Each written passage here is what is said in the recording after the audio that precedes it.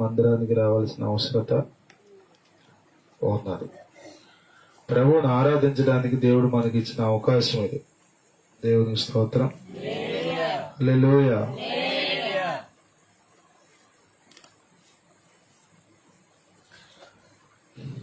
ప్రభు మనల్ని రక్షించాడు, ఆయన బిడ్డలుగా మనం చేసుకున్నాడు. ఇది గొప్ప భాగ్యం. స్తోత్రం. రక్షణ లేని వాళ్ళు ఎవరున్నారు ఇక్కడ? తక్కువ మంది, ఇద్దరు ముగ్గురు ఉన్నారు. మిగిలిన వాళ్ళందరూ నమ్మి బాప్తిజం పొంది రక్షణ పొందారు. దేవుని స్తోత్రం. హల్లెలూయా, హల్లెలూయా. గమనించండి, మనం దేవుని పిల్లలం.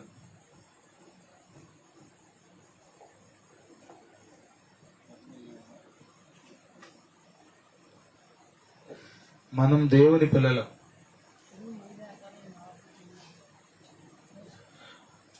మనల్ని బట్టి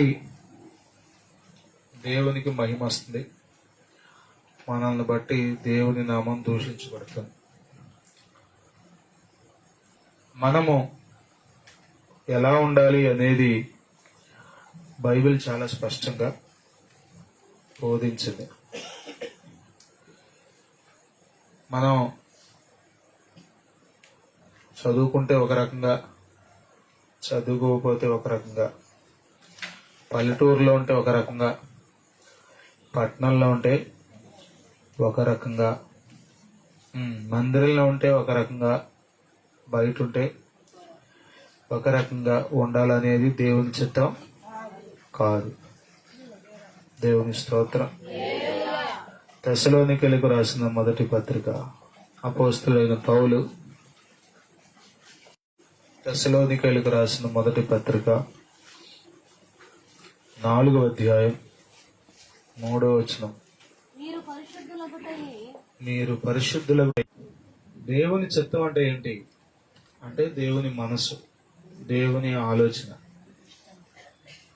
ఒక దైవజనుడు, God's word is God's will. దేవుని వాక్యమే దేవుని చిత్తం. దేవుని చిత్తం అంతా దేవుడు తన వాక్యంలో పొందుపరిచి పెట్టాడు. ఈ వాక్యాన్ని మీరు జాగ్రత్తగా గ్రహిస్తే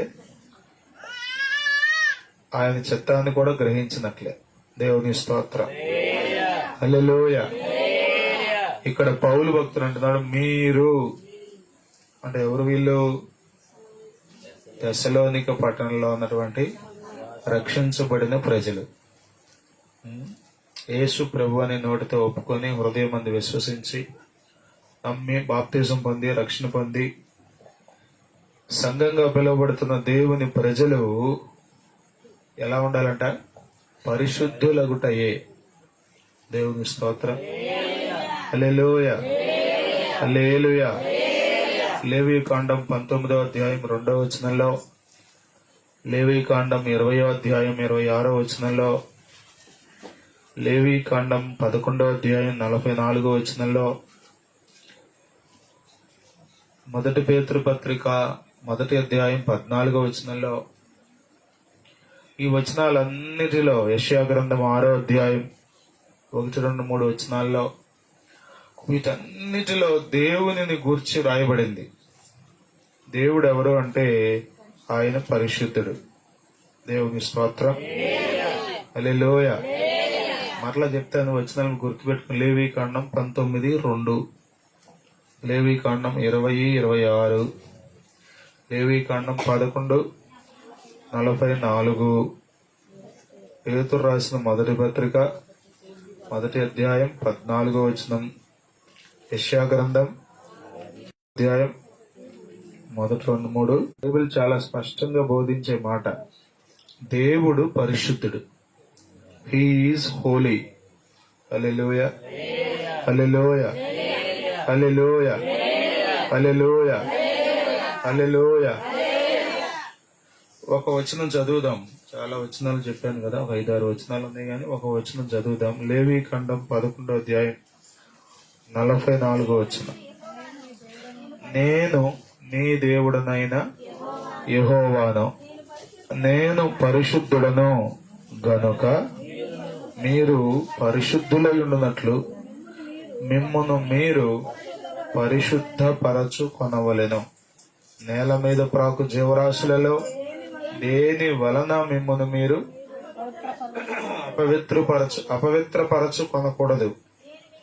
నేను మీకు దేవుడనై ఉండుటకు ఐగుప్తు దేశములో నుండి మిమ్మల్ని రప్పించిన యెహోవాను. నేను పరిశుద్ధుడను గనుక మీరును పరిశుద్ధులు కావలెను. దేవుడు ఎవరు చెప్పండి? మనం ఆరాధించే దేవుడు పరిశుద్ధుడు. ఇంకొక మాట కూడా మీరు చదివితే చూడండి ఒకసారి. హల్లెలూయా, స్తోత్రం.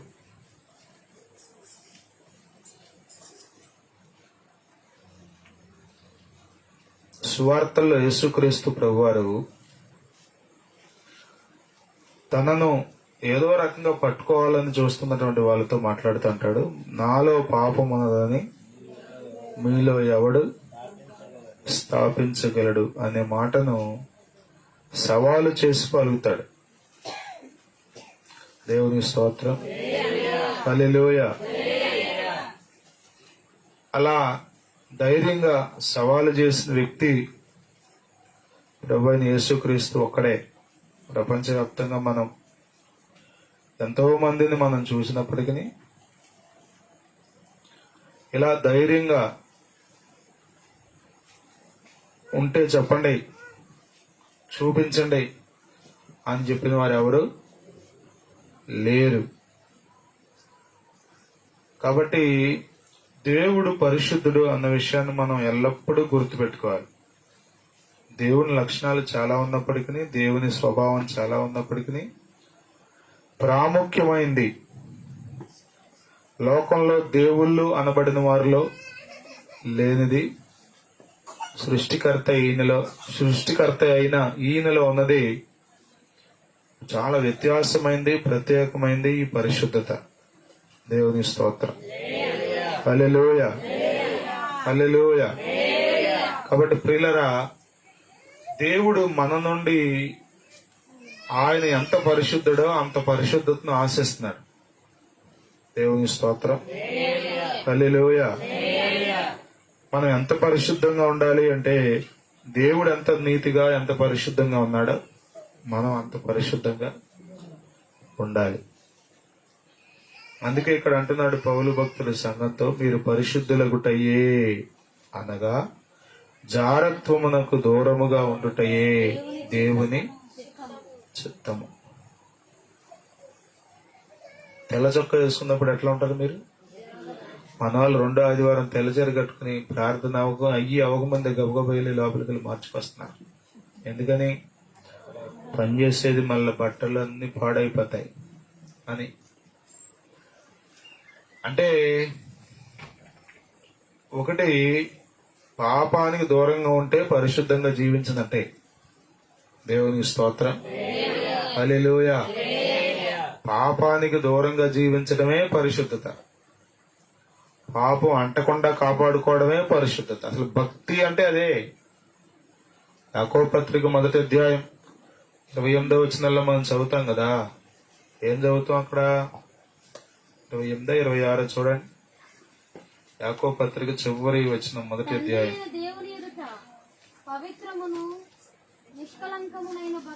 27వ వచనం.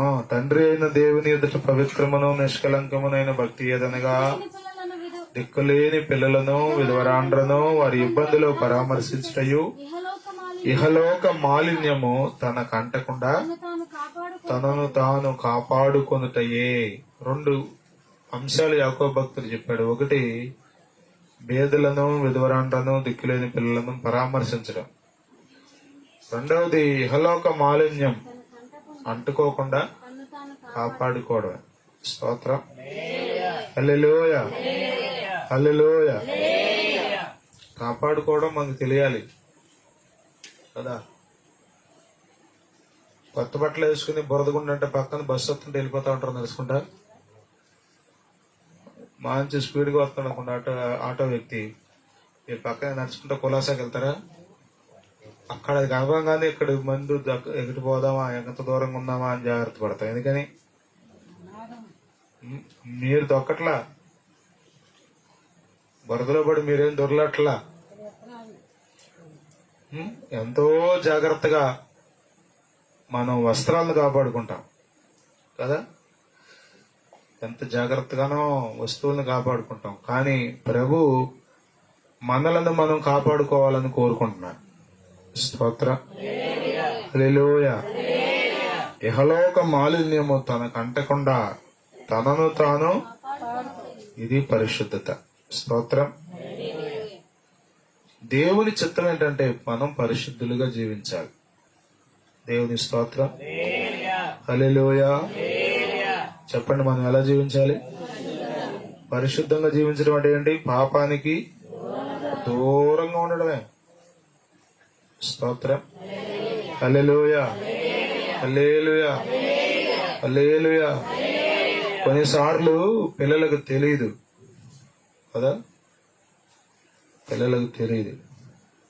మా ప్రహర్షిత్ గాజుపురికి స్టోరీ ఉంది ఆయనకి. చిన్నప్పుడు ఏం చేసేవాడంటే అది తీసుకున్న నోట్లో పెట్టుకునేవాడు. అప్పుడు తెలియదు వాళ్ళకి అసలు. ఇప్పుడు అబ్బాయి అన్నాడు, వాళ్ళు అంటారు, మనం అంటాం. పాకాడు అప్పుడు అన్ని నోట్లో పెడతారు కదా. అప్పుడు యోబు గ్రంథం 11వ అధ్యాయం చూడండి, 14వ వచనం. యోబు గ్రంథం 11వ అధ్యాయం. పాపము నీ చేతిలో ఉండుట చూచి నీవు దాన్ని విడిచిన ఎడల, పాపము నీ చేతిలో ఉండుట చూచి దానిని విడిచిన ఎడల, నీ గుడారముల్లో నుండి దుర్మార్గతను నీవు వేసిన ఎడల కొట్టి వేసిన ఎడల నిశ్చయముగా నిర్దోషివై నీవు. సంతోషించెదవు. నాన్న అది మోగుతుంది కదా, మోగించకూడదుగా. పాపము నీ చేతిలో ఉండుట చూచి, కనబడుతుంది అసలు పాపం మీకు? కొద్దిమందికి ఏమీ కనబడదు. మా అబ్బాయి అండి బంగారం అండి, మా అమ్మాయి అండి, అసలు మా ఊళ్ళోనే ఎటువంటి అమ్మాయి ఎక్కడ మీకు? సరే, ప్రేమతో మాట్లాడతాం మంచిదే, కానీ నిజంగా నీవు దృష్టి సరైనదైతే, ఇంకొక మాటలో చెప్పాలంటే దైవ దృష్టి నీవు కలిగి ఉంటే నీకు పాపం అర్థమైపోతుంది. సంగమా, నీవు పాపమునకు దూరంగా జీవించటం దేవుని చిత్తం. దేవుని స్తోత్రం. ద మెయిన్ ప్రాబ్లం, ప్రాముఖ్యమైన సమస్య ఏంటంటే దేవునికి మనిషికి అంటే పాపమే. ద ఇంపార్టెంట్ థింగ్ ఏదైతే అడ్డంగా వచ్చింది దేవునికి మనిషికి అంటే చెప్పండి.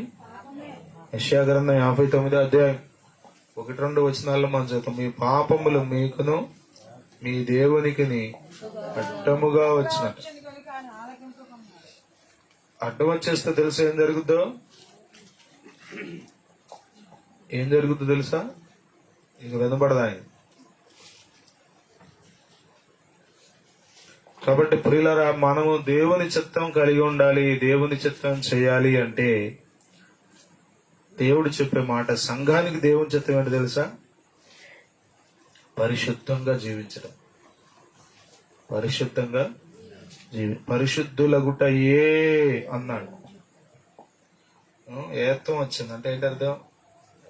అది మాత్రమే అని అర్థం. స్తోత్రం. హల్లెలూయా. పరిశుద్ధులగుట ఏ దేవుని చిత్తం. మీరు జారత్వమునకు దూరముగా ఉండుట. జారత్వము, వ్యభిచారము, ఈ 2 పదాలు బైబిల్ గ్రంథంలో అనేక పర్యాయాలు మనకు వస్తాయి. అపోస్తలుడైన పౌలు కొరింథీయులకు రాసిన మొదటి పత్రిక 6వ అధ్యాయం 15 అనుకుంటా, చూడండి ఒకసారి. మీ దేహములు క్రీస్తునకు అవయవములై ఉన్నవని మీరెరుగరా? నేను క్రీస్తు యొక్క అవయవములను తీసుకుని వేసే యొక్క అవయవములుగా చేయుదునా? అదంత మాత్రమును తగదు. వేశ్యతో కలుసుకునేవాడు దానితో ఏక దేహమై ఉన్నాడని మీరెరుగరా? మీరెరుగరా? ఇద్దరు ఏక వారిద్దరూ ఏక శరీరమై యుందురు అని మోషే చెప్పుచున్నాడు కదా. అటువలే అటువలే ప్రభువుతో కలుసుకొనివాడు ఆయనతో ఏక ఆయనతో ఏకాత్మై ఉన్నాడు. జారత్వమునకు జారత్వమునకు దూరముగా పారిపోవుడి. దూరముగా పారిపోవుడి. మనుష్యుడు చేయు ప్రతి పాపమును దేహమునకు వెలుపల ఉన్నది గాని జారత్వము చేయవాడు జారత్వము చేయువాడు సొంత శరీరమునకు తన సొంత శరీరమునకి హానికరముగా పాపము చేయుచున్నాడు. మీ దేహము మీ దేహము దేవుని వలన మీకు అనుగ్రహింపబడి దేవుని వలన మీకు అనుగ్రహింపబడి మీలోనున్న పరిశుద్ధాత్మకు మీలోనున్న పరిశుద్ధాత్మకు ఆలయమై ఉన్నదని ఆలయమై ఉన్నదని మీరెరుగరా? మీరెరుగరా? మీ సొత్తు మీరు మీ సొత్తు కారు పెట్టి కొనబడిన విలువ పెట్టి కొనబడిన వారు కనుక మీ దేహముతో దేవుని మహిమ మీ దేహముతో దేవునిని మహిమపరచుడి. సామెతల గ్రంథం 6వ అధ్యాయం కూడా చూడండి. 26వ వచనం నుండి కొన్ని మాటలు చూడండి. వేశ్యా సాంగత్యం చేయవారు వేశ్యా సాంగత్యము చేయువానికి రొట్టె తునక మాత్రము మిగిలి ఉండును. మగనాలు మిక్కిలి విలువగల ప్రాణమును వేటాడును. ఒకడు తన ఒడిలో ఒడిలో అగ్ని నుంచుకొని ఎడల వాని వస్త్రములు కాలకుండునా. ఒకడు నిప్పుల మీద నడిచిన ఎడల వాని పాదములు కమలకుండునా. తన పొరుగువాని భార్యను కూడువాడు ఆ ప్రకారమే నాశనమగును. ఆమెను ముట్టువాడు శిక్ష తప్పించుకొనడు. దొంగ ఆకలిగొని ప్రాణరక్షణ కొరకు దొంగిలిని ఎడల ఎవరునో వాని తిరస్కరింపరు కదా. వాడు దొరికిన ఎడల 7 అంతలు చెల్లింపవలెను. తన ఇంటి ఆస్తి అంతయు అప్పగింపవలెను. 32వ వచనం చదువుతున్నాం. జారత్వము జరిగించువాడు కేవలము బుద్ధి శూన్యుడు. ఆ కార్యము చేయువాడు స్వనాశనమును కోరువాడే. వాడు దెబ్బలకును అవమానమునకును పాత్రుడగును. వానికి కలుగు అపకీర్తి ఎన్నటికీ తొలగిపోదు. హల్లెలూయా, హల్లెలూయా, హల్లెలూయా, హల్లెలూయా. జారత్వము అంటే వివాహము కాక మునుపు ఒక యవనస్తుడు గాని ఒక యవనస్తురాలు గాని చేసేటువంటి లైంగిక కార్యాన్ని జారత్వము అంటాం. వివాహము కాక మునుపు జరిగించేది. వివాహం అయిన తర్వాత భర్త ఉండగా లేకపోతే భార్య ఉండగా పరపురుషుడితో పరస్త్రీతో జరిగించే లైంగిక పాపాన్ని వ్యభిచారము అంటాం. ఓవరాల్ గా జారత్వం వ్యభిచారం అంటే హద్దు మీద ప్రవర్తించడం. బైబిల్ దీన్ని చాలా గట్టిగా బోధించింది. దేవుని స్తోత్రం. హల్లెలూయా, హల్లెలూయా. అర్థమవుతుందా? ఈ దినాల్లో పెళ్లి కాకముందే ఎంగేజ్మెంట్ అయిన తర్వాత ఈ ప్రీ వెడ్డింగ్ షూట్లను పెట్టి రకరకాలుగా వీడియోలు తీసి ఫోటోలు తీసి పెడుతున్నారు భార్య భర్త అవలాలు. నా ఉద్దేశంలో ఎంగేజ్మెంట్ అనేది ఫాల్స్, అవసరంలా. అసలు ఎంగేజ్మెంట్ ఎందుకు పెట్టుకున్నావు తెలుసా? మా అమ్మాయి అనిపించుకోండి అంటారు వీళ్ళు ఆడపిల్లలు. ఎందుకని? మళ్ళీ వెళ్ళిపోతాడా అని.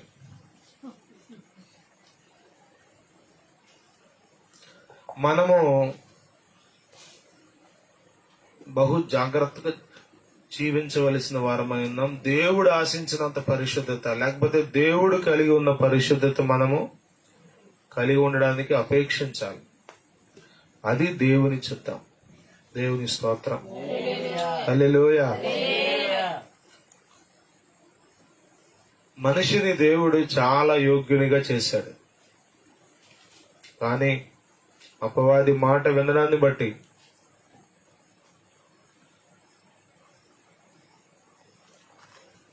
ఇంకొక మాటలో చెప్పాలంటే కనీసం అపవాదిని కూడా గుర్తించలేకపోయేంత అమాయకత్వంగా ఉన్నాడు ఆదాము అవ్వలు.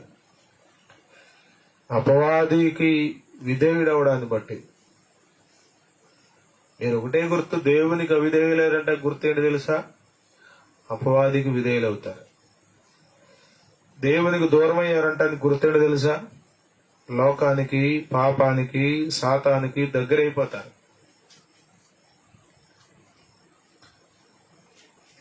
యథార్థవంతులుగా, నీతిమంతులుగా, పరిశుద్ధులుగా దేవుడు మనిషిని సృష్టించాడు. కానీ సాతాను తంత్రాల్లో పడిపోయి నష్టపోయారు. తిరిగి దేవుడు తన అమూల్యమైన రక్తం ఇచ్చి, చెప్పండి, మరలా మనుషులను తన కొరకు కొన్నాడు. ఒకసారి పరిశుద్ధతలో నుండి జారిపోయాం. దేవుడే యేసు ప్రభువుగా భూమి మీదకి వచ్చి ఆఖరి రక్త బిందు వరకు చిందించి మన కొరకు తన పరిశుద్ధతని ఇచ్చాడు. ఇప్పుడు మళ్ళా ఏం చేస్తున్నాం? ఆయన కన్నాడు, పరిశుద్ధత ఇచ్చాడు. ఆయన కొన్నాడు, సంఘానికి తన పరిశుద్ధత ఇచ్చాడు. కానీ మనం ఏం చేస్తున్నాం? ఆయన కన్నప్పటికీ, కొన్నప్పటికీ ఇంకా పరిశుద్ధతను పక్కన పెట్టే మనం బ్రతుకుతున్నాం. ఇది దేవుని చిత్తము కాదు. జారత్వం జరిగించువాడు కేవలం బుద్ధిశూన్యుడు. వాడు దెబ్బలకును అవమానమునకును పాత్రుడవుతాడన్నారు. సంఘం దేవుడు ఆశించిన స్థాయిలోకి ఎదగాలి. స్తోత్రం. మనం పై వచనాల్లో పోయిన వారాల్లో చదువుకున్నాం. మీరు ప్రేమలో రోజు రోజుకి అంతకంతకు అభివృద్ధి పొందాలంటాడు పౌలు గారు. పరిశుద్ధతలో కూడా మనం ఏమవ్వాలి తెలుసా? దేవుడు ఆశించినంత పరిశుద్ధత మనలోకి రావాలి. స్తోత్ర. దైవరూపముగా మారి దేవునితో నుండుము మనము, దేవునితో నుండును. దైవరూపముగా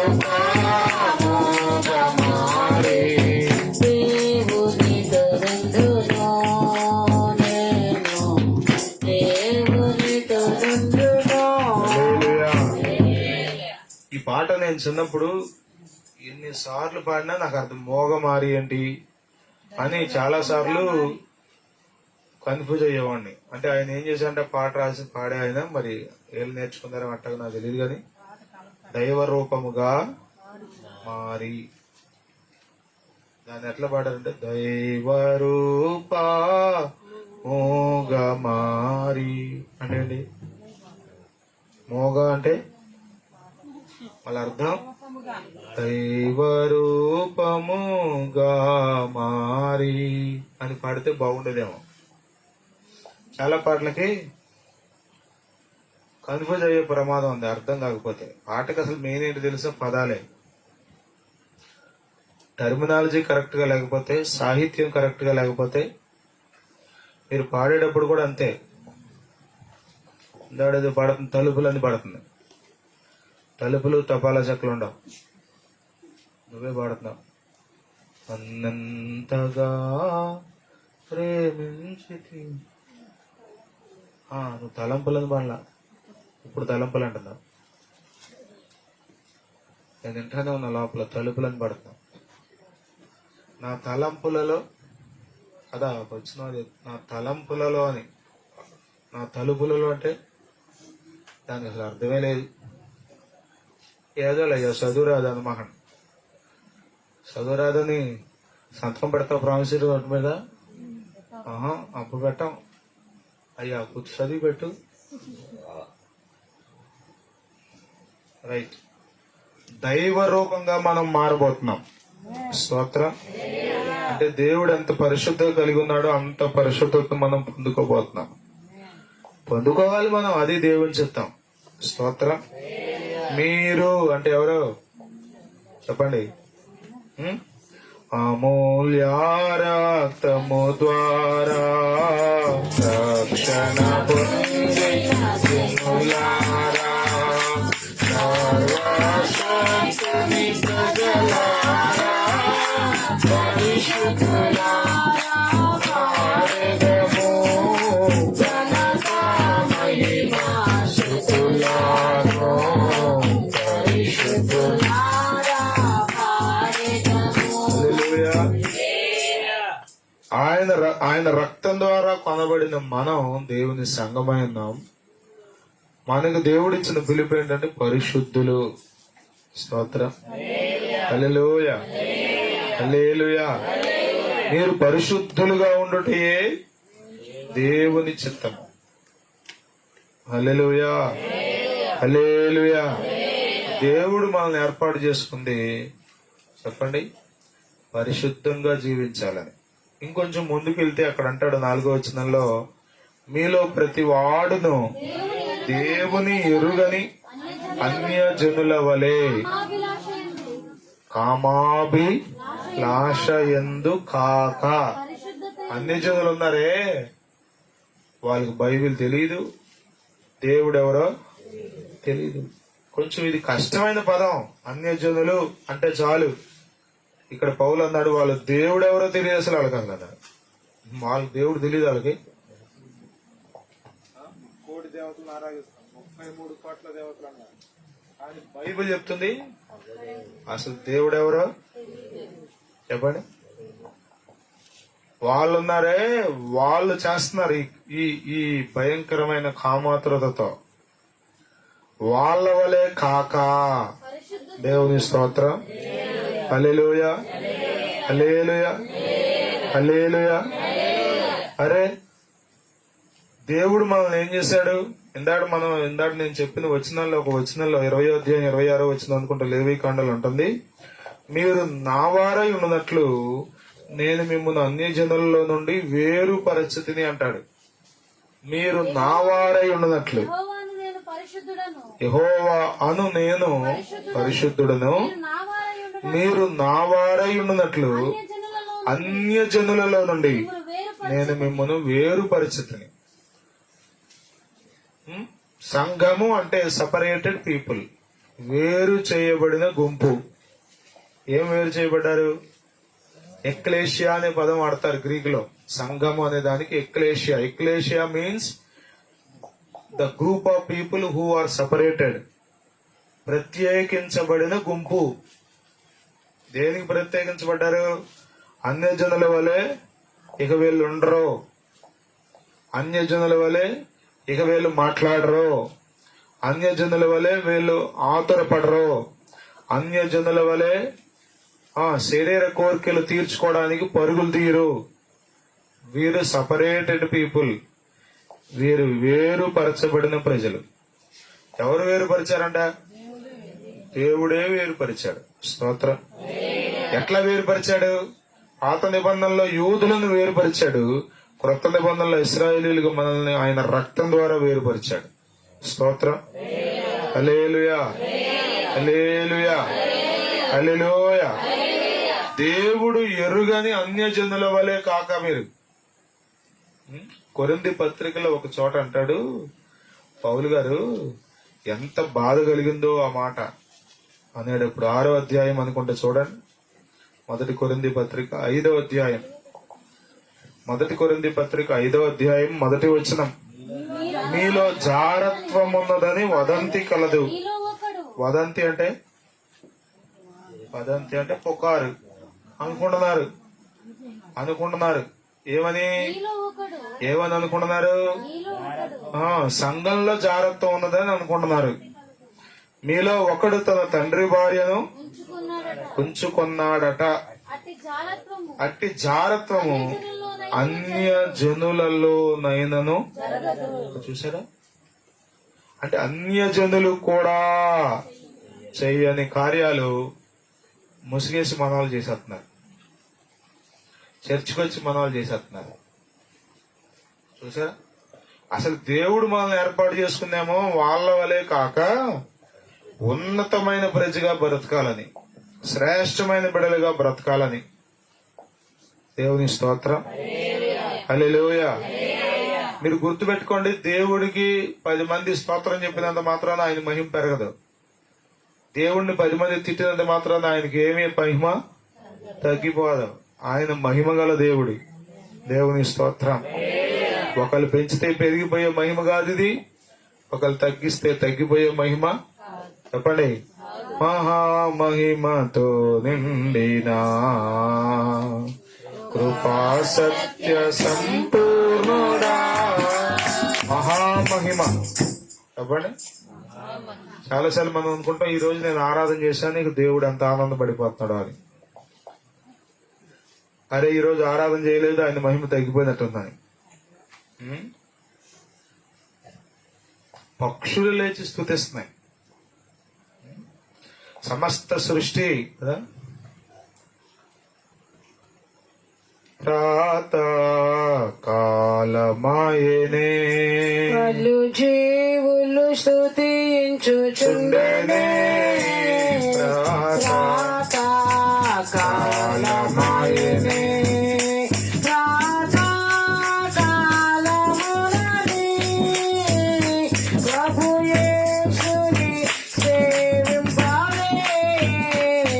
ప్రభు యేసుని సేవింపవే. జీవాని కలివే వేలాయన మేలుకొనవే. జీవాని పక్షులు స్థుతిస్తున్నాయి, పలు జీవులు కదా. సృష్టిలో మనిషి తప్ప అన్ని క్రమంగానే ఉన్నాయి. అడ్డదిడ్డంగా పోయేది మనిషి ఒక్కడే. మిగతా అన్ని జీవులు చెప్పండి. సూర్యుడు ఉదయమున తూర్పున ఉదయించును. ఎప్పుడన్నా మధ్యాహ్నం ఉదయించాడా? ఎప్పుడన్నా మబ్బులు పడితే కనబడలేదే తప్ప ఉదయించకుండా అంటే ఏమి లేడు. సూర్యుడు సాయంత్రమున పడమటన అస్తమించు.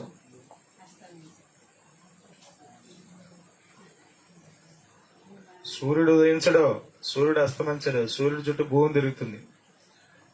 సూర్యుడు చుట్టూ భూమి తిరుగుతుంది కాబట్టి మనకట్ట కనబడతాడు. అంతేగాని ఉదయించడం అస్తమించడం సూర్యుల్లో లేదు. సూర్యుని చుట్టూ భూమి తిరగడాన్ని రెవల్యూషన్ అంటాం, పరిభ్రమణం అంటాం. భూమి తన చుట్టూ తాను తిరగడాన్ని భ్రమణము అంటాం, రొటేషన్ అంటాం. ఈ భ్రమణాల వలన పగలు రాత్రులు కాలాలు ఏర్పడ్డాయి. సరే, అది సైన్స్ అటు పోమాకండి. నేను మీకు ఏం జ్ఞాపకం చేస్తున్నా అంటే, మనము దేవుని చేత పిలువబడ్డాం, మనము దేవుని ప్రజలం. దేవుని స్తోత్రం. హల్లెలూయా, హల్లెలూయా. మనము దేవుని పిల్లలకు తగినట్లుగా జీవించాలి. దేవుని ఎరుగని అన్యజనులు అలాంటివి చేశారంటే వాళ్ళకి దేవుడు తెలియదు, భయము లేదు, భక్తి లేదు, పరిశుద్ధత అంటే ఏంటో వాళ్ళకి అసలు అర్థమే తెలియదు. ఒక ప్రమాణం, ఒక స్టాండర్డ్ లేదు వాళ్ళ జీవితాల్లో.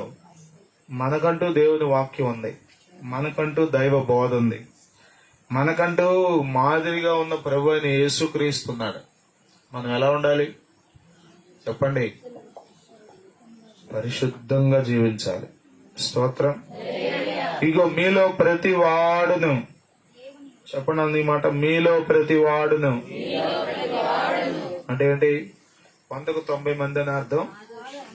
ప్రతి వాడు అంటే ఏంటి అర్థం? చెప్పండి. 100కి ఎంతమంది అని? ప్రతి వాడు అంటే ఇదిగో ఫస్ట్ మొదలెట్టుకుని వెళ్తే వరుసనే ప్రతి వాడు ఎలా ఉండాలంట? అన్యజనుల వలె కాక. స్తోత్రం. హల్లెలూయా, హల్లెలూయా. దేవుడు ఎరుగని అన్యజనుల వలె అంటే వాళ్ళు ఎలా ఉంటారు? తమ శరీర కోరికలు తీర్చుకునే పనిలో ఉంటారు.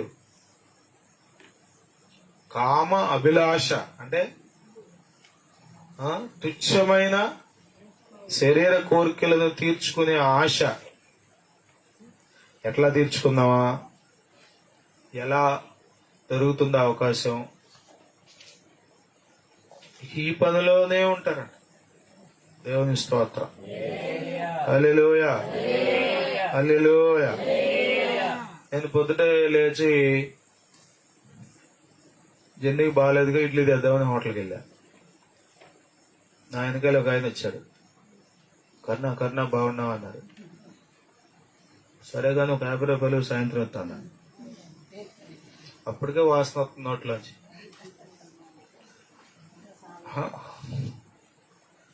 లేవన్నా. సరే ఇంటికి వస్తాలే అన్నాడు. ఇంటికి వచ్చేసాడు. నేను బండేసుకు వచ్చాను లేదో ఇంట్లోకి వచ్చేసాను. గేడు దగ్గర ఉండి కర్ణ ఉన్నావా అని. ఇక వాళ్ళ తప్పలేండి, అడుక్కునైనా లేకపోతే ఏమీ లేకపోతే ఏదో ఒక వస్తువు అమ్మైనా తాకట్టెట్టయినా చెప్పండి తాగేయాలి. ఇక ఆ కోరిక తీర్చుకోవాలి. వాళ్ళు చుక్కలు పడితే గాని కొంచెం మనశ్శాంతి వాళ్ళకి దొరకదు. అది ఎవరు వాళ్ళు? దేవుడు ఎరుగని అన్యజనులు. మరి మనం వారి వలె కాక. స్తోత్రం. హల్లెలూయా, హల్లెలూయా. మనము దేవుని ప్రజలం. హల్లెలూయా, హల్లెలూయా, హల్లెలూయా. మన హోంలో పాప ప్రీతి ఉంది. మన బాప్తిస్మ కార్యక్రమం జరిగింది కదా 2వ శనివారం. అయిన తర్వాత నేను నన్ను బాప్తిజం పొందామని అడిగాను. ప్రీతి అంటే ఆ పాప పెనుమిల్లి నా ఊరు, ఆవని వల్లూరు, చోడారం. అక్కడ నుంచి వచ్చింది పాప. బాప్తిజం పొందామంటే బాప్తిజం పొందితే చాలా పర్ఫెక్ట్ గా ఉండాలి ఇక అయ్యగారు, అందుకని ఇంకా పొందలేదంట. అంటే ఏం చూసింది చెప్పండి? ఆమె ఏం చూసింది? బాప్తిజం పొంది నాటకాలు వేసేవాళ్ళు, బాప్తిజం పొంది అల్లర చిల్లరగా ఉండే వాళ్ళని ఎక్కడో చూసింది. అందుకని ఆమె మనసులో ఏం పెట్టుకుంది? ఎలాగలేగా నేను ఉండకూడదు బాప్తిజం పొందాక, కాబట్టి ముందే స్టాండర్డ్ అంతా వేసేసుకుని అప్పుడు బాప్తిజం పొందామని. నేను చాలాసేపు ఆ పిల్లతో మాట్లాడి చాలా విషయాలు బోధించాను. కౌన్సిలింగ్ లాగా చాలా విషయాలు చెప్పా. నేను మీకు ఏం జ్ఞాపకం చేస్తున్నా అంటే, మనము అయితే చెడ్డ మాదిరైనా ఉంచుతాం, లేకపోతే మంచి మాదిరైనా ఉంచుతాం. అర్థమవుతుందా? మీతో ఉన్న వారికి, మీ తర్వాత వచ్చే తరాలకు మీరు మంచి మాదిరిగానైనా ఉంటారు, లేకపోతే చెడ్డ మాదిరిగానైనా ఏదో ఒకటి అయితే అటో లేకపోతే ఇటో ఎట్లా ఉండాలనుకున్నారని మీ ఇష్టమే. స్తోత్రం. హల్లెలూయా. మీరు ఎలా ఉండాలి అనుకుంటారనేది మీ ఇష్టం. యోబు అన్నాం అనుకోండి, ఏం గుర్తొస్తాడు మనకి? మంచి విషయాలు గుర్తొస్తే చెడు విషయాలు అని గుర్తొస్తాయా? చెప్పండి అమ్మా. ఎంత భక్తి చేశాడో, ఎంత ఓర్చుకున్నాడో అవన్నీ సరిపోద్దులే అన్నట్టు ఉంచి పైన కప్పు సరిపోద్ది. హల్లెలూయా, హల్లెలూయా, హల్లెలూయా. రైట్. మనము మంచి మాదిరిగా ఉండాలి. ఇప్పుడు జాగ్రత్త అంటతోటి కొరింథీ పత్రికలో 5వ అధ్యాయంకి వెళ్ళి చూపించాం. ఎందుకని? ఆ సంగతిని ప్రస్తావించాడు అక్కడ, కొరింథీ సంఘం గురించి పౌలు గారు. అంటే అక్కడ అది ఉంది కాబట్టి మంచి గురించి చెప్పేటప్పుడు గబుక్కుని కొరింథీ సంఘం రాకపోయినా జాగ్రత్త గురించి మాట్లాడేటప్పుడు ఎవరి పేరు ఎత్తాం? ఫలానా కొరింథీ పట్టణంలో ఉన్న సంఘం అంట, అన్ని జనుల్లో కూడా లేనిది వాళ్ళు జరిగించారంట, అది కూడా పౌలు భక్తుడు చెప్పాడు అని మాట్లాడుకుంటాం. మరలా జ్ఞాపకం చేస్తున్నాం, మీరు మీతో ఉన్నవారికి, మీ తర్వాత తరాలకు అయితే మంచి మాదిరిగానైనా ఉంటారు, లేకపోతే చెడ్డ మాదిరిగానైనా ఉండడానికి అవకాశం ఉంటుంది. మీరు ఎలా ఉంటారు అనేది మీ ఇష్టం. ఇక్కడ పౌలు అంటున్నాడు, మీలో ప్రతి వాడు దేవుని స్తోత్రం. హల్లెలూయా. సహజంగా లోకం ఏం చేస్తుంది తెలుసా? 100 మందిలో 99 మంది యోగ్యంగా జీవించే వాళ్ళు ఉన్న మందిరంలో అది తప్పిపోయారే. కాపరి ఎవరెనకాల పడతాడంట? 100 గొర్రెలా మందలో నుండి ఒక్కటి తప్పి 99 గొర్రెల విడచి ఒంటరి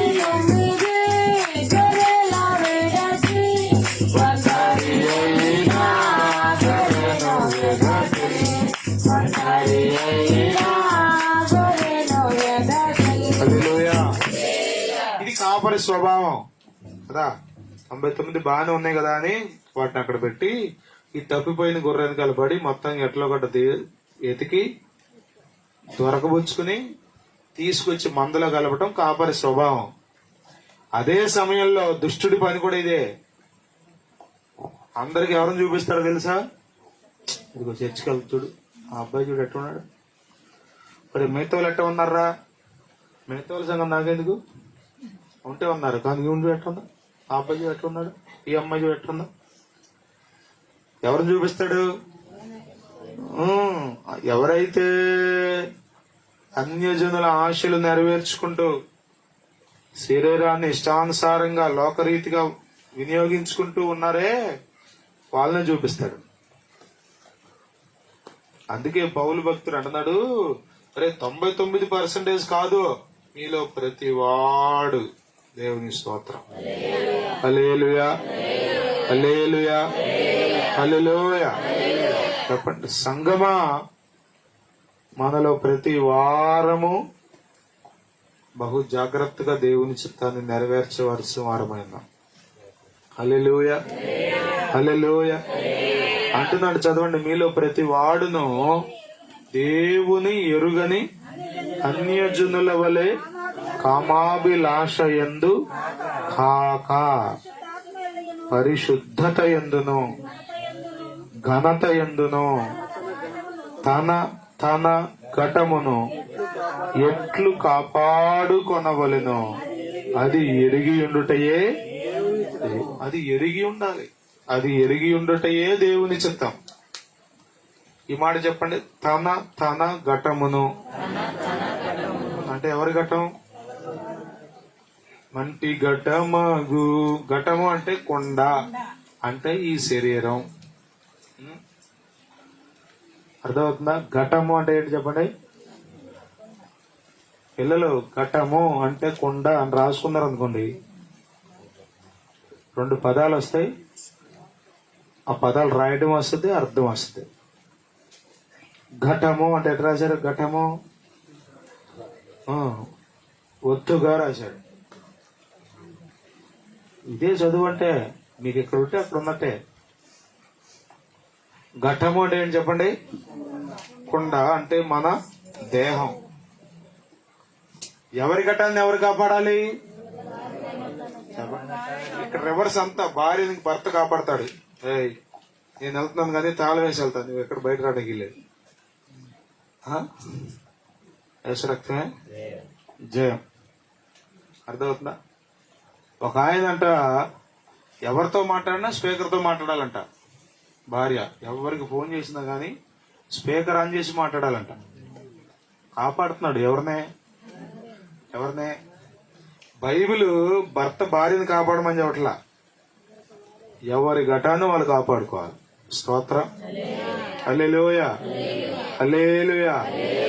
తన తన ఘటమును ఎట్లు కాపాడుకొనవలెనో అది ఎరిగి ఉండుటయే దేవుని చిత్తం. స్తోత్రం. హల్లెలూయా, హల్లెలూయా. మీ దేహమును కాపాడుకునే బాధ్యత దేవుడు మీకే ఇచ్చాడు. స్తోత్రం. హల్లెలూయా, హల్లెలూయా. చెప్పండి, మీ దేహాన్ని ఎవరు కాపాడాలి? మీ శరీరంలో అపవిత్రత అంటకుండా, మీ మనసుకు కల్మషం అంటకుండా, మీ ఆత్మకు కల్మషం అంటకుండా ఎవరు కాపాడుకోవాలి? చెప్పండి, చెప్పండి. చాలా సార్లు మనం అనే మాట ఏంటంటే దేవుడే కాపాడతాడు. అన్ని ఆయనే కాపాడతాడు. నువ్వేం చేస్తా? చెప్పండి. తిరుగుతావా పందిలాగా మురుగుంట్లంట. ఎట్లా కాపాడతాడు దేవుడు అసలు? నో, అసలు అది లేదు. బైబిల్ చెప్తుంది నీ ఘటమును నువ్వు కాపాడుకోవాలి, అది నువ్వు తెలుసుకోవాలి. ప్రసంగాలు ఎందుకోసం, బైబిల్ ఎందుకోసం, వాక్యాన్ని చదివేది ఎందుకోసం, ప్రార్థన చేసుకునేది ఎందుకోసం? నీ శరీరాన్ని నువ్వు ఎలా కాపాడుకోవాలి అది నువ్వు తెలుసుకుని ఉండాలి. దేవుని స్తోత్రం. అది నువ్వు తెలుసుకున్నావో నీ అంత జ్ఞానం ఇంకొకడు లేడు. జ్ఞానం అంటే ఏంటి? అంతరిక్షంలోకి వెళ్ళడమో సముద్ర దిగంతల్లోకి దిగడమో కాదు.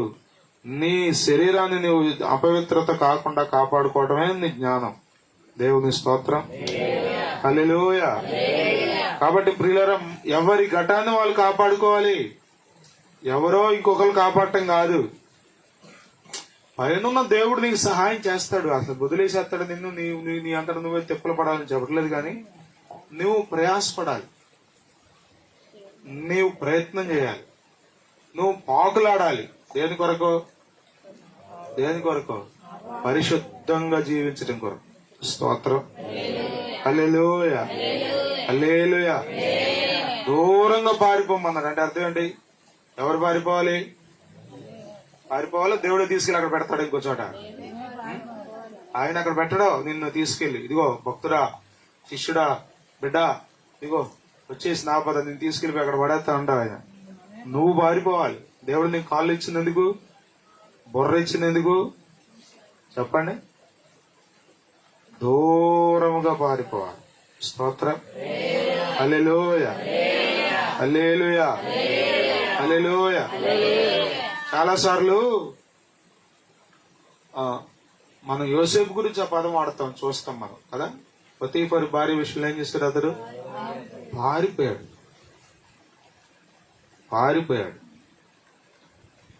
ఎలాంటి జాబ్ అది? ఇక ఆ ఇంట్లో యోసేపే సుప్రీం. ఇంక అతడి కంటే పైన ఎవరు లేరు, పొతీఫరే ఒక్కడే. కానీ అక్కడ కూడా అవకాశం వచ్చిందని శరీరం మీరు చూసే ఉంటారు మూవీస్. ఈ హాలీవుడ్ మూవీస్ లో కొన్ని ఈ బైబిల్ స్టోరీస్ మూవీస్ చూస్తే అక్కడ అతన్ని కూడా తన శరీరం టెంప్ట్ చేసినట్టుగా చూపిస్తారు. మీరు చూస్తే జోసెఫ్ స్టోరీ చూస్తే అతడు కూడా కొంత శోధించబడ్డట్టు ఆ శరీరం అతన్ని కొంచెం అటు ఇటు కుదిపేసినట్టుగా చూపిస్తాడు. కుదపదా? మనిషి కాదా? కొన్నిసార్లు మనం అనుకుంటాం ఆడు మనిషి కాదండి. అది మనిషి కాకపోవడం ఏంటి? అతనికి భావోద్వేగాలు ఉన్నాయి, ఎమోషనల్స్ ఉన్నాయి. కానీ వాటికి పైగా దేవుని చిత్తం నెరవేర్చాలనే తపన ఉంది. అందుకని అతడు ఏం చేశాడంటే దూరంగా, ఎక్కడికి వెళ్ళాడు? దూరంగా పారిపోయి బాగుపడ్డా? జైల్లో పడ్డాడు. దేవుని స్తోత్రం. అది కూడా దేవుని చిత్తమే. అక్కడి నుండి ఎక్కడికి వచ్చాడు? ఫరో దగ్గరికి వచ్చాడు. పొతీఫర్ దగ్గర నుండి ఫరో దగ్గరికి వెళ్ళడం ఎలా వెళ్తాడు? అసలు లెక్క ప్రకారం వెళ్ళాలంటే వెళ్ళేవాడు కాదేమో. దేవుడు యోసేపుని పైకెత్తడం కోసం ఆ మార్గాన్ని, పొతీఫర్ భార్య అతని జీవితాన్ని పాడు చేయాలనుకుంది, గాని దాన్ని కూడా దేవుడు మేలుగా మార్చి ఫరో ఇంట్లోకి తీసుకెళ్లాడు. స్తోత్రం. హల్లెలూయా, హల్లెలూయా. కాబట్టి ప్రియులారా, ఎవరి ఘటాన్ని వాళ్ళు కాపాడుకో. ఇందాక మనం చదువుకున్నాగా, ఇహలోక మాలిన్యం అంటకుండా తనను తాను కాపాడుకున్నదే భక్తి. దేవుని స్తోత్రం. దేవుడు మనల్ని కాపాడతాడు, ఇందులో సందేహం లేదు. కానీ నీవు నీ ప్రయత్నం చేయాలి. స్తోత్రం. హల్లెలూయా, హల్లెలూయా, హల్లెలూయా, హల్లెలూయా. చదవండి ఇదే పత్రిక 5వ అధ్యాయం 23వ వచనం. మొదటి తెస్సలోనికీ పత్రిక 5వ అధ్యాయం 23వ వచనం. సమాధానకర్తయగు దేవుడే మిమ్మును సంపూర్ణముగా పరిశుద్ధపరచునుగాక. మీ ఆత్మయు జీవమును శరీరమును మన ప్రభువైన యేసుక్రీస్తు రాకడయందు నిందారహితముగాను సంపూర్ణముగాను ఉండునట్లు కాపాడబడును గాక. మిమ్మల్ని పిలుచువాడు నమ్మకమైన వాడు గనుక అలాగూ చేయను. కాపాడుతాడాయన. వదిలేడు నిన్ను గాలికి. ఇక ఆయన కాపాడుతా ఉంటాడు. నువ్వు తిరుగుతా ఉంటే ఎన్నాళ్ళు కాపాడతాడు? చెప్పండి. ఇప్పుడు మీరే ఉన్నారు, ఒకసారి దొంగతనం చేశాడు, పోలీసులకు దొరికాడు, మొత్తానికి కొడుకుని తీసుకొచ్చి ఇడిపించుకున్నారు, బాబు ఏదో ఒకటి చేసి అది ఇది అని చెప్పి. రెండోసారి చేశాడు, మూడోసారి చేశాడు, 10 సార్లు చేశాడు. ఇక వెళ్తానే ఉంటారు మీరు 10 సార్లు. ఇంక అదే నాకు పని. పోతే పోయాడు, ఇంకెంతకాలం విసిగిపోదు మీ ప్రాణం. మీరు ప్రయత్నం చేయండి, ప్రభు మీతో కూడా ఉండి సఫలపరుస్తాడు. పరిశుద్ధతలో ఆనందించే కృప ప్రభు మీకు ఇస్తాడు. హల్లెలూయా, హల్లెలూయా, హల్లెలూయా. తన ఘటమును ఎట్లు కాపాడుకొనవలెనో అది ఎరిగి ఉండుటయే దేవుని చిత్తము. కాపాడుకో. మీరు ఫోన్ చూస్తే పరిశుద్ధత పోగొట్టుకుంటారు అని మీకు తెలియాలి. అనవసరంగా పర స్త్రీలతో, పరపురుషులతో ఎక్కువ సమయం మాట్లాడితే ఆటోమేటిక్ గా మీలో పరిశుద్ధత తగ్గిపోయే అవకాశం ఉంటుందని గ్రహించాలి. మత్తయి సువార్త 5వ అధ్యాయం యేసు ప్రభు అంటాడు, వ్యభిచరించొద్దని మీరు విన్నారు కదా అంటాడు. ఎవరు చెప్తే విన్నారు? మోషే చెప్తే విన్నాం. ధర్మశాస్త్రంలో దేవుడే మోషే ద్వారా ఇశ్రాయేలీలకు ఈ ఆజ్ఞనిచ్చాడు. స్తోత్రం, హల్లెలూయా. ఏమని ఆజ్ఞించాడు? వ్యభిచరించవద్దు అన్న దేవుడే మరలా ఇప్పుడేమన్నా, నేను మీతో చెప్పున్నదేమనగా మోహపు చూపుతో చూచు ప్రతివాడు. చదువుతారా 5వ అధ్యాయం?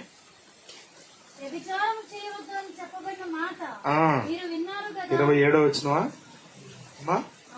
27వ వచనం మత్తయి సువార్త 5వ అధ్యాయం 27, 28 వచనాల్లో ఉన్నాయి. చూడనా?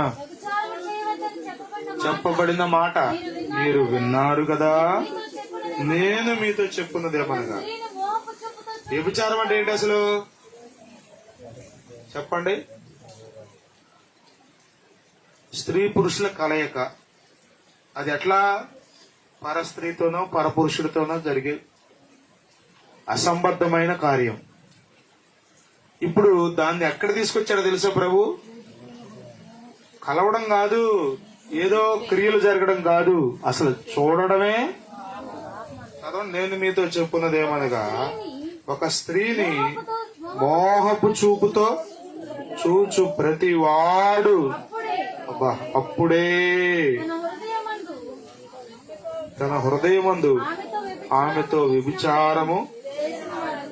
యేసు ప్రభు చూసారా ఎంత లోతుకి వెళ్తున్నాడో. మనం పరిశుద్ధతలో కూడా ఏమవ్వాలి తెలుసా? రోజు రోజుకి అభివృద్ధి పొందాలి. వ్యభిచారం చేయట్లేదు, నేను ఏ పరపురుషుని తాకలేదు, ఏ పరపురుష స్త్రీని తాకలేదు, గుడ్. కానీ ప్రభు ఇంకేం చెప్తున్నారో తెలుసా? అసలు చూపుల్లో కూడా వెళ్ళొద్దు. అసలు నువ్వు తాకేదాకా వచ్చావు, బాగానే ఉన్నావు, జాగ్రత్త పడుతున్నావు, మంచిదే. కానీ నువ్వు ఇంకా స్టెప్ వెళ్ళి ఎక్కడికి వెళ్ళాలి అంటే మనం ఎలా ఉండాలని దేవుడు కోరుతున్నాడంటే ఒక్కొక్క మెట్టు దిగిపోవడం కాదు, ఒక్కొక్క మెట్టు పైకి ఎక్కాలి. స్తోత్రం, హల్లెలూయా, హల్లెలూయా, హల్లెలూయా. మనమందరము దేవుని చిత్తమును నెరవేర్చుదుముగాక. ఆయన ఆశించిన స్థాయిలో మనము పరిశుద్ధులముగా జీవించుదుముగాక. ఆయన సంగమునకు తగినట్లుగా మనము నిలుచుదుముగాక. లోకమందు జ్యోతుల వలె వెలుగుదుముగాక. పరిశుద్ధతను ప్రేమించుదుముగాక. హల్లెలూయా, హల్లెలూయా, హల్లెలూయా. కొనసాగలేవు ఇంకా నువ్వు. ఇప్పుడు అగస్టిన్ జీవిత చరిత్ర మీరు చదివి ఉంటారు. మోనిక అతని తల్లి పేరు. భయంకరమైన త్రాగుబోతూ వ్యభిచారంట. అగస్టిన్ జీవిత చరిత్ర మీరు చదివితే అతడు భయంకరమైన త్రాగుబోతూ వ్యభిచారి. అయితే ఎప్పుడు కన్నీటితో ప్రార్థన చేస్తూనే ఉండేదంట తల్లి, ప్రభువా నా బిడ్డను మార్చయ్యా అని. స్తోత్రం. సరి కూర్చో. ఎప్పుడు ప్రార్థన చేస్తూనే ఉండేదంట, ప్రభువా నా బిడ్డను మార్చయ్యా, నా బిడ్డను మార్చయ్యా. అసలు ఆయన తాగి వస్తే అప్పుడే అట్లా కన్నీరు గారు వచ్చి మోకాల మీద ఉండి ప్రార్థన చేస్తూనే ఉంటే ఆయనకి ఎక్కినట్టు దిగిపోయేదంటే ఆయన ప్రార్థన చేస్తాను చూస్తే. మొత్తానికి దేవుని మహాదయ వలన ఆమె కన్నీటి ప్రార్థన వలన రక్షణ పొందాడు. స్తోత్రం, హల్లెలూయా. అంటాడు, నా తల్లి కన్నీటి ప్రవాహంలో నేను దేవుని రాజ్యంలోని కొట్టుకొచ్చా అంటాడు. అతడు లోకంలో ఉన్నప్పుడు పాపం చేసిన స్త్రీ కనబడిందంటే ఒక రోజున రోడ్డు మీద నడుచుకుంటూ వెళ్తుంటే. వ్యభిచారి కదా ఇతడు, ఇష్టానుసారంగా జీవించే వ్యక్తి కదా. అగస్టిన్ అని పిలుస్తుందంట ఆ స్త్రీ ఈ పురుషుణ్ణి, లేకపోతే ఈయన్ని భక్తుడిని. అగస్టిన్ అని పిలుస్తుందంట. పలకుండా వెనక్కి తిరిగి చూడకుండా పోతున్నాడంట ముందుకే. అగస్టిన్ నేను నేను నేను అంటుందంట. అప్పుడు అన్నాడంట అగస్టిన్, నువ్వే గాని నేను కాదన్నాడు. నువ్వు అప్పుడు ఎట్లాగా ఉన్నావు, ఇప్పుడు ఎట్లాగా ఉన్నావు, కానీ నేను అప్పుడున్నట్టు నేను కాదు. ఒకప్పుడు నీ వెనకాల పడి తిరిగా, ఇష్టానుసారంగా జీవించా, కానీ యేసే రక్తం ద్వారా నేను కడగబడ్డా. దేవుని స్తోత్రం. ఇక నేను కాను, నేను క్రీస్తుతో కూడా సిలువ వేయబడ్డాను. ఇక నేను ప్రభు కొరకే, ఈ దేహం ప్రభు కొరకే తప్ప ఈ దేహం జారత్వం కొరకు కాదు అని చెప్పాను. దేవుని స్తోత్రం. హల్లెలూయా, హల్లెలూయా. అర్థమవుతుందా ప్రియులారా? మనము దేవుని కొరకు పిలువబడ్డాం. స్తోత్రం. హల్లెలూయా. మనము ప్రభువారం. హల్లెలూయా, హల్లెలూయా. మనము దేవుని ప్రజలం. దేవుని స్తోత్రం కలుగుగా. హల్లెలూయా, హల్లెలూయా. కాబట్టి మనలను మనం కాపాడుకోవాలి. అది మనం ఎరిగి ఉండాలి.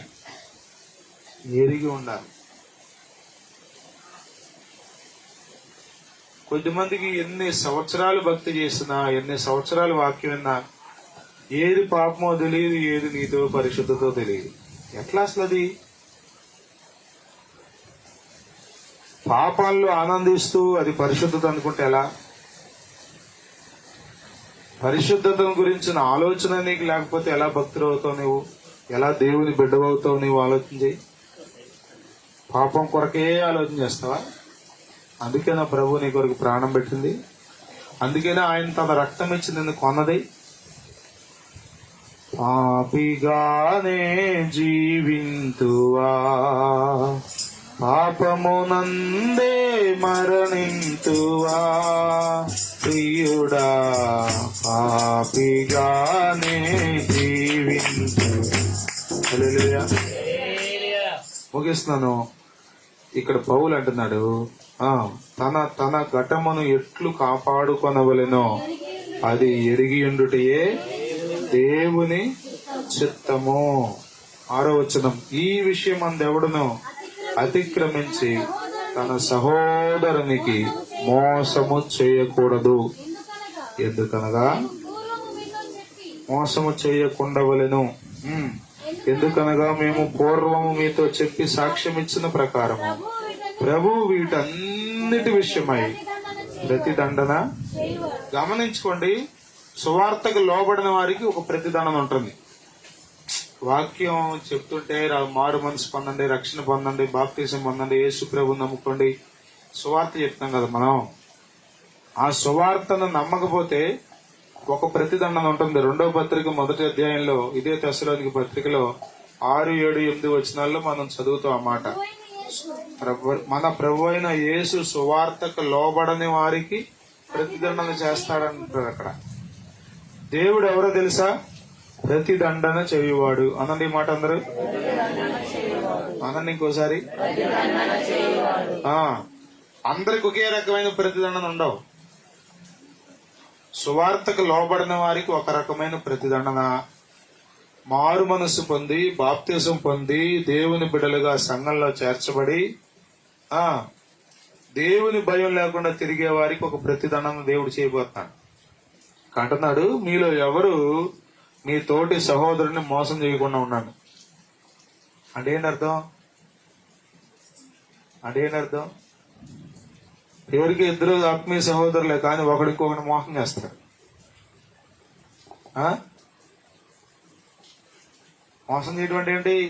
పొరుగు వాని భార్యనో, లేకపోతే పొరుగు స్త్రీ యొక్క భర్తనో తన వశం చేసుకుంటారు. ఇవి అన్ని జనుల్లో జరుగుతాయి. ఎందుకంటే వాళ్ళకి దేవుని భయం లేదు. మీరు ఆదికాండం చదివితే అక్కడ అబ్రహాం అంటాడు, ఈ స్థలమందు దేవుని భయం ఎంత మాత్రము లేదంటాడు. అందుకే భయపడిపోయి భార్యతో అంటాడు, శారమ్మతో వెళ్ళి, అమ్మాయి దయచేసి నువ్వు భార్య అని చెప్తే నిన్ను బట్టి నన్ను చంపేస్తారమ్మా, కాబట్టి నువ్వు శల్యులు అని చెప్పు అంటాడు. ఎందుకని ఇక వావి వరుస పద్ధతి పాడు ఏమీ లేని ప్రజలు అక్కడ బ్రతుకుతున్నారు. అందుకనే భయపడి చెప్తాడు అన్నమాట, ఈ స్థలమందు దేవుని భయం ఎంత మాత్రము. దేవుని భయం ఉంటే అలా ప్రవర్తిస్తారంటే వాళ్ళకి దేవుని భయం లేదు కాబట్టి అన్ని జనులు అలా ఇష్టానుసారంగా జీవిస్తారు. అది కామన్ థింగే, అది లోకంలో జరుగుతుంది. అర్థమవుతుందా? సెల్ఫీ దిగుదామని భార్య భర్తను తీసుకెళ్ళిందంట నది దగ్గరికి, బ్రిడ్జ్ మీదకి, మీరు చూసే ఉంటారు. పాడేసిందంట భర్తని భార్యని భర్త కాదు సుమా. అసలు ఈ ఈ సంవత్సరం అంతా మీరు చదువుతున్నారు లేదో, తనివి తీరా చంపుకుంటున్నారు. ఎవరిని? భర్తల్ని తనివి తీరా చంపుకుంటున్నారు. మరి వాళ్ళకి మరి ఎన్నాళ్ళ నుంచి ఉందో కోరిక, గాని దొరికినట్టు. మొత్తానికి నదిలో పడ్డాడు, లాక్కొచ్చారు బయటికి. లాక్కొస్తే ఆడంటాడు, మా ఆవిడ దోసిందంటాడు. ఆవిడంటే జారిపోయి పడ్డాడు అన్నాడు. నేనేం చెప్తున్నా అంటే ఇది అన్ని జనుల్లో ఉంటుంది. ఎవరి మాట నమ్మచ్చు? అది భగవంతుడికి తెలుసు అంటాం మనం కదా. లోగుట్టు పెరుమాళ్ళకి ఎరుక అంటారుగా మన వాళ్ళు. లోపల ఏముందో, ఏం జరిగిందో అంతా దేవునికి తెలుసు. అన్ని జనుల్లో ఇలాంటి విధానాలు ఉంటాయి. కానీ దేవుని ప్రజలమైన మనం, ఒక స్త్రీ తన భర్తను మందిరానికి వచ్చి కూడా మోసం చేస్తే, ఒక పురుషుడు మందిరానికి వచ్చి కూడా తన భార్యను మోసం చేస్తే, ఇక అంతకంటే భయంకరమైన పరిస్థితి లేదు. దేవుడు నీకు ప్రతిదండం చేయబోతున్నాడు. నీ భర్త పక్షంగా దేవుడు నిలబడి నీకు ప్రతిదండం చేస్తాడు. నీ భార్య పక్షంగా దేవుడు నిలబడి నీకు ప్రతిదండం చేస్తాడు. ప్రతిదండన అనే పదం ఉందే, అది చాలా చాలా భయంకరమైంది. చాలా చాలా భయంకరమైంది. దేవుడు ప్రతిదండన చేయడానికి నిలబడినప్పుడంట అసలు ఏం లేదంట, కొండలు పరిగెత్తుతున్నాయంట. చదవండి ఆ మాట, నేను ముగిస్తాను. యెషయా గ్రంథం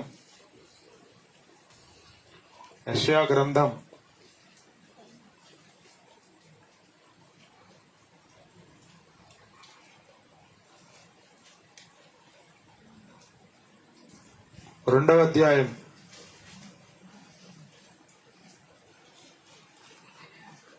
19వ వచనం చూడండి. యెహోవా భూమిని గజ గజ వణికింపలేచినప్పుడు ఆయన భీకర సన్నిధి నుండి, ఆయన ప్రభావ మహాత్మ్యము నుండి మనుష్యులు కొండల గుహల్లో దూరుదురు, నేల బొలియరులో దూరుదురు. ఆ దినమున యెహోవా భూమిని గజ గజ వణికింపలేచినప్పుడు, ఆ దినమంటే ఏ దినం? ఏ దినం? ఆ దినం, ఆ దినం మిక్కిలి సమీపం అని పడుతుందా? ఏ దినం? ఏ దినం? చెప్పండి, ఏ దినం? చెప్పండి, ఏ దినం? ప్రభువు తీర్పు దినం, ప్రభు ప్రతిదండన చేసే దినం. హల్లెలూయా, హల్లెలూయా. ఆ దినమున యెహోవా భూమిని గజగజ వణికింపలేచినప్పుడు, ఆయన భీకర సన్నిధి నుండి, ఆయన ప్రభావ మహాత్మ్యము నుండి కొండల గుహల్లోను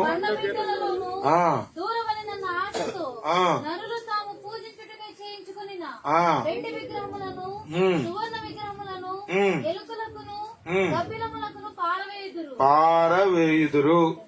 ప్రకటన గ్రంథం 6వ అధ్యాయం 15, 16, 17 వచనాలు చదవండి. అది కూడా, భూరాజులను, గనులను, సహస్రాధిపతులను, ధనికులను, బలిష్ఠులను, ప్రతి దాసుడును, ప్రతి స్వతంత్రుడును కొండ గుహలలోను బండల సందులలోను దాగుకొని సింహాసనాసీనుడై ఉన్న వాని యొక్కయు గొర్రెపిల్ల యొక్కయు ఉగ్రత మహాదినము వచ్చెను. దానికి తాళ జాలిన వాడు ఎవడు? మీరు మా మీద పడి ఆయన సన్నిధికిని గొర్రెపిల్ల ఉగ్రతకును మమ్మను మరుగు చేయుడు అని పర్వతములతోనూ బండలతోనూ చెప్పుచున్నారు.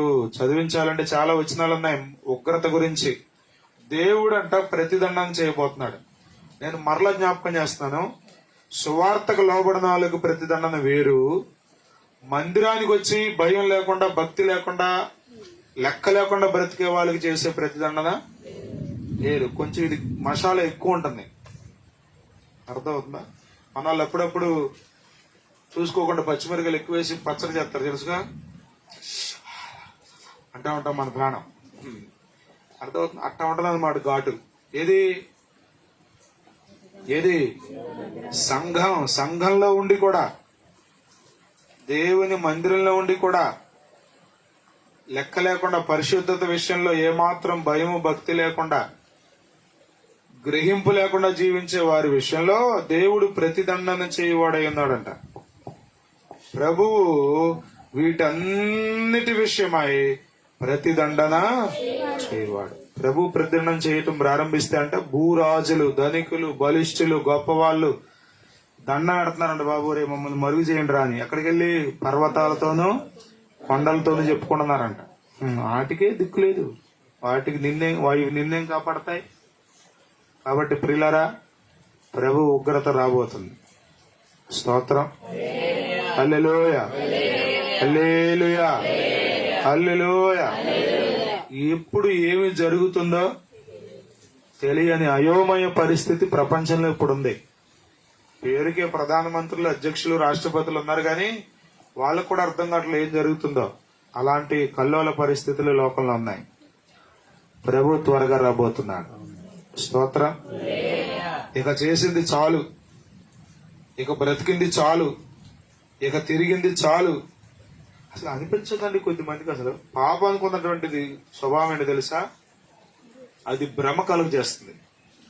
అది కూడా లేదు ఉన్నట్టుగా చూపిస్తుంది మీకు.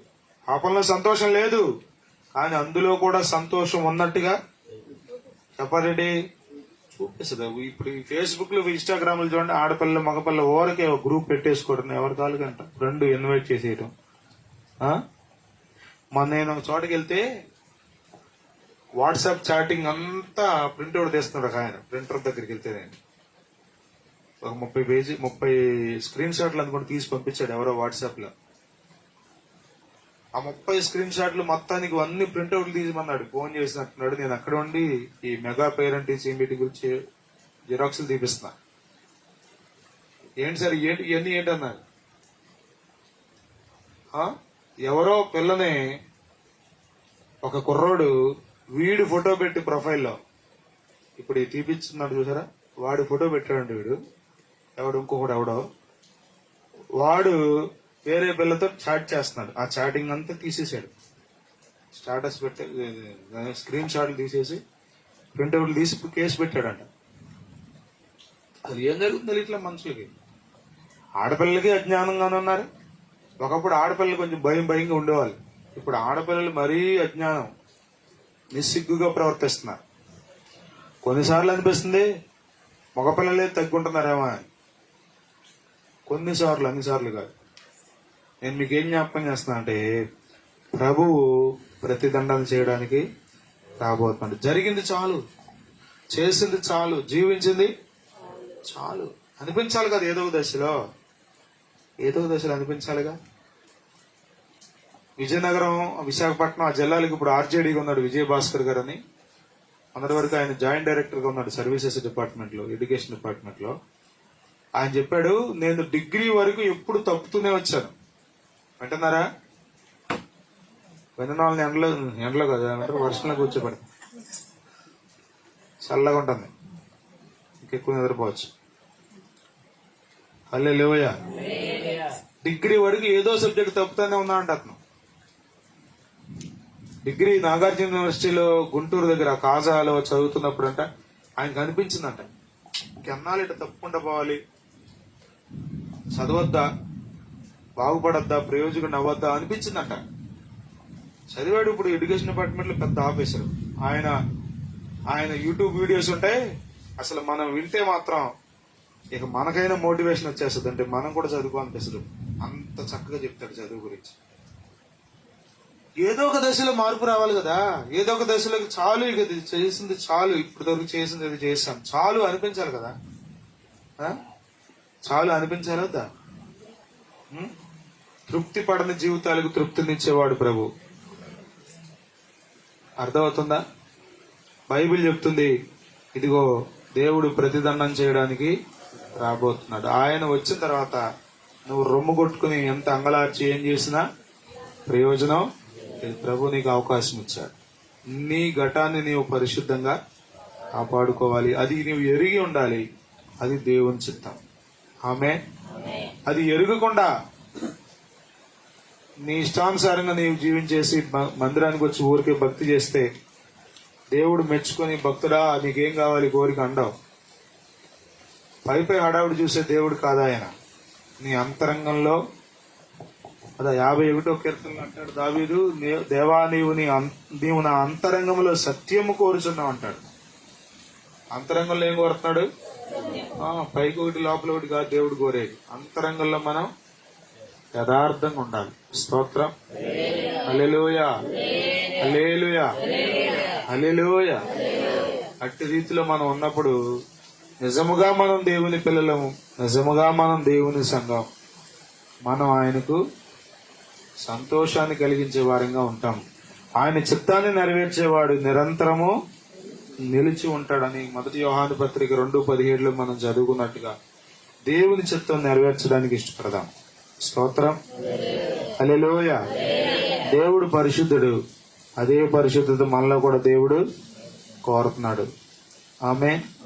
హల్లెలూయా. ప్రభు అట్టి కృప మనకు దయచేయును గాక. హల్లెలూయా. ప్రార్థన చేసుకుందాం.